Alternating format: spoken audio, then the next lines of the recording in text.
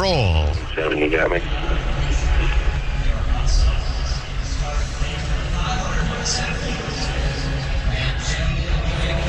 Mr. President, First Lady, would you please do us the honor of leading the field for the Daytona 500?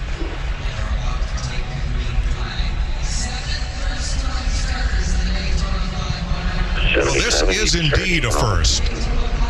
Donald Trump is the second sitting president to attend the Daytona 500. George W. was here in 2004. A race won by the man who will wave the green flag for today's race, Dale Earnhardt Jr. But this is truly an historic first. A sitting United States president pacing the field for the Great American Race. He said he wanted to do a lap. He's going to do it. It's the president. He has that right. And I just can't imagine, as a driver, as a competitor, the magnitude of this. This only builds up what is the Great American Race and one of the biggest races in the world to put that much pressure on you to win this race today. I'm not sure how this idea came about, but I have an inkling. A phone call was received the other day in Franklin, Tennessee, at the home of our former colleague, Darrell Waltrip, who retired from broadcasting at the end of the 2019 season, asking him to fly to Palm Beach this morning and join President Trump on Air Force One on the ride up here to Daytona. So I would not be surprised if Darrell had a little hand in what we're about to see.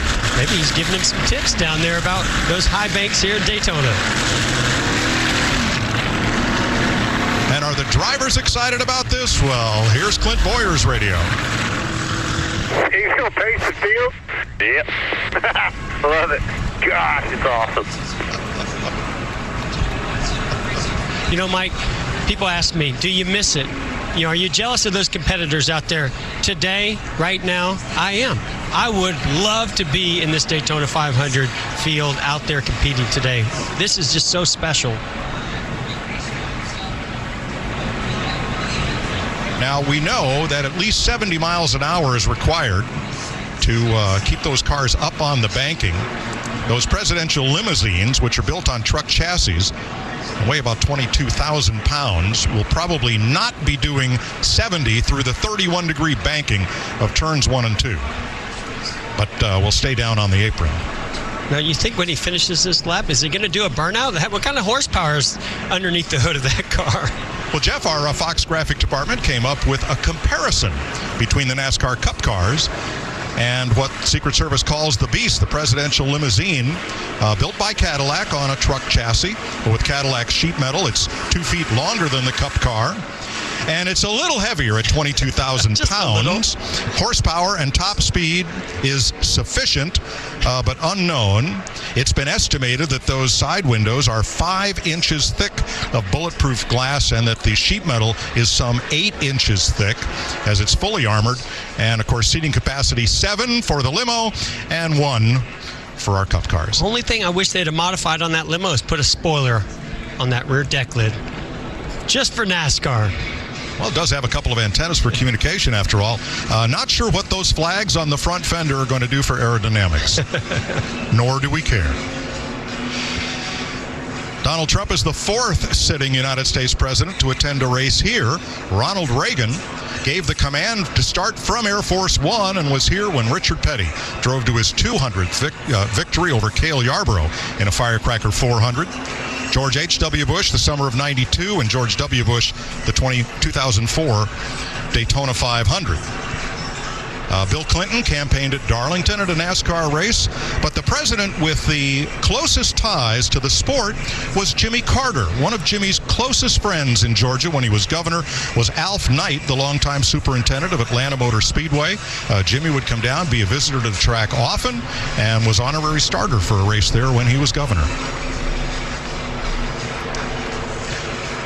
Someone on Twitter took a picture of the presidential limousine and emblazoned a NASCAR-style number 45 on the door, but that idea was rejected in favor of the presidential seal.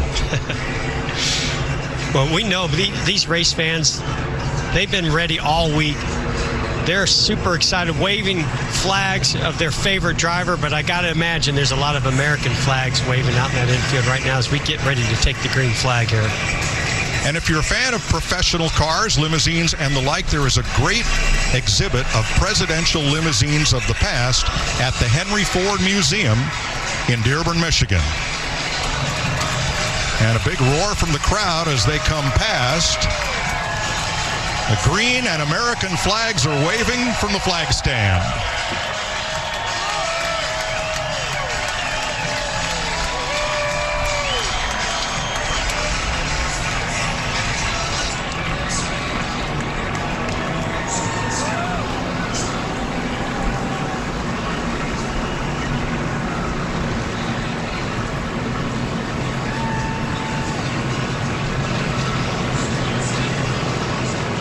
Well, that's a sight for the ages right there.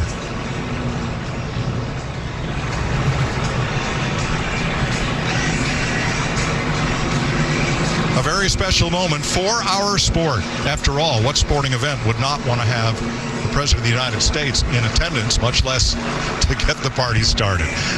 Welcome to Daytona. We're ready. We've been ready for 10 days for the biggest